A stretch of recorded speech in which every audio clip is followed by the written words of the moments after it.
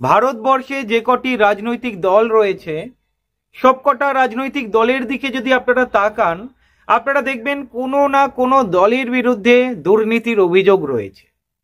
কিন্তু একটা দল এমন রয়েছে, সেই দলটার বিরুদ্ধে আঙুল তোলা তো দূরের কথা, কেউ কালি লাগাতে পারবে না। বন্ধুরা, আমি বলছি বামপন্থী দলগুলোর কথা। আপনারা দেখেছেন যে ধরনের রাজনীতি পশ্চিমবঙ্গের আঙিনায় চলছে, একদিকে বিজেপি, একদিকে তৃণমূল, দুটো দলই দুর্নীতিতে গ্রস্ত। আর পশ্চিমবঙ্গে তৃণমূল যেভাবে রাজনীতি করছে এবং বিজেপি যেভাবে তৃণমূলের মাথায় ছাতা ধরে রয়েছে, বাংলার মানুষ এখন খালি চোখেও দেখতে পাচ্ছে। আপনারা জানেন এই যে কালীঘাটের কাকু কি নমুনা পেয়েছে, চার্জশিটে অভিষেক ব্যানার্জির নাম ঘোরাফেরা করছে।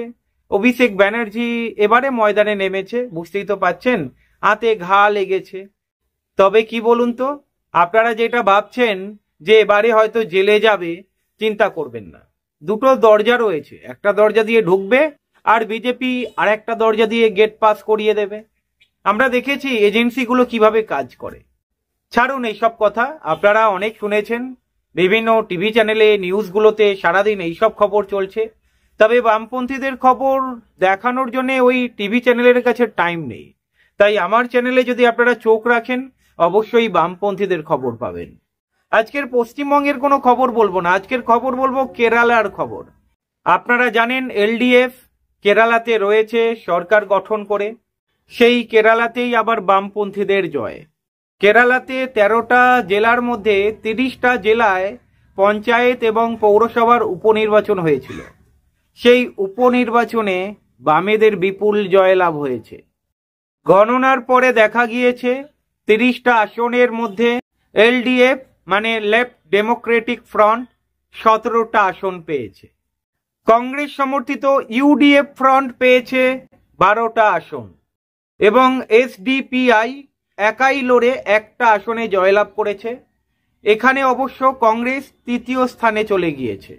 শুধু এখানেই নয়, 30টা আসনে যে নির্বাচন হয়েছে তার মধ্যে 8টা আসনে কংগ্রেস তৃতীয় স্থানে চলে গিয়েছে। কার্যত আমরা লাল ঝড় দেখতে পেলাম কেরালাতে। কেরালাতে যে উপনির্বাচন হলো সেখানেও বামেদের বিপুল জয় বলা যেতে পারে। আপনারা জানেন পশ্চিমবঙ্গ এবং ত্রিপুরাতে বাম সরকার ছিল একটা সময়, কিন্তু এই মুহূর্তে আপনারা জানেন যেভাবে ধর্মের রাজনীতি চলছে ত্রিপুরা এবং পশ্চিমবঙ্গে, এবং ত্রিপুরাতে বিজেপি সরকার রয়েছে, পশ্চিমবঙ্গে তৃণমূলের সরকার রয়েছে। এই দুটো সরকার যেভাবে রাজ্য চালাচ্ছে সেটা আপনাদের চোখের সামনে। বাংলার মানুষ বলছে, ত্রিপুরার মানুষ বলছে ঢের হয়েছে, আর দরকার নেই, আবার লালকে তারা চাইছে। সময়ের অপেক্ষা। তবে বুঝতেই তো পাচ্ছেন যে ধরনের রাজনীতি চলছে, রাজনীতির পট পরিবর্তন অনেকটাই ঘটে গিয়েছে। এই মুহূর্তে বামেরা অনেকটাই ব্যাকফুটে, কিন্তু বামেরা জানে ব্যাকফুটে থেকেও কিভাবে ঘুরে দাঁড়াতে হয়। আপনারা দেখতে পাচ্ছেন বিভিন্ন জায়গায়, পশ্চিমবঙ্গের বিভিন্ন জায়গায় যেভাবে বামের আন্দোলন করছে, এই আন্দোলনটাকে কুর্নিশ জানাতে হয়। ত্রিপুরাতে আপনারা দেখেছেন যেভাবে বিজেপি সরকারের বিরুদ্ধে গর্জে উঠেছে সিপিআইএম, অবশ্যই কুর্নিশ জানাতে হয়। এটা আলাদা কথা, পঞ্চায়েত বা লোকসভা নির্বাচনে ত্রিপুরাতে সিপিআইএম একটাও আসন জিততে পারিনি বলা ভুল, জিততে দেয়নি। যেভাবে লুটেরাজের ভোট চলেছে ত্রিপুরাতে, যেই কারণেই জিততে পারিনি। তবে এবারের পরিস্থিতি অনেকটাই আলাদা।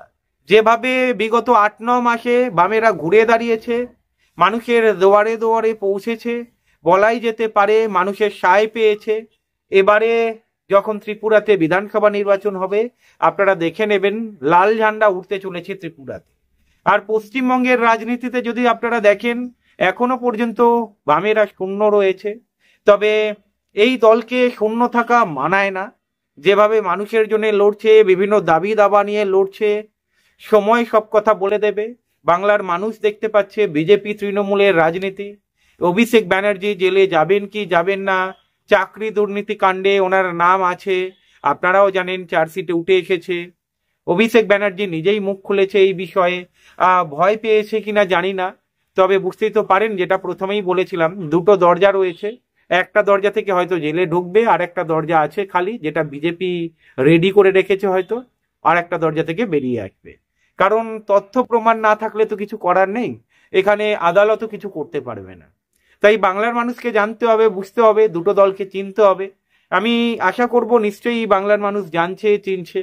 তবে কেরালাতে যেটা দেখলাম কার্যত এখান থেকে বোঝা যাচ্ছে এবারেও বোধহয় কেরালা সরকারই থাকবে, আপনারা দেখে নেবেন। এবারেও যখন বিধানসভা নির্বাচন হবে আপনারা দেখে নেবেন কেরালাতে আবার এলডিএফ সরকার আসবে। কারণ কংগ্রেস তৃতীয় শক্তিতে পরিণত হচ্ছে ধীরে ধীরে।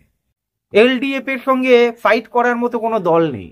আর এলডিএফ দারুণ কাজ করেছে কেরালাতে, সেটা বলার অপেক্ষায় রাখে না।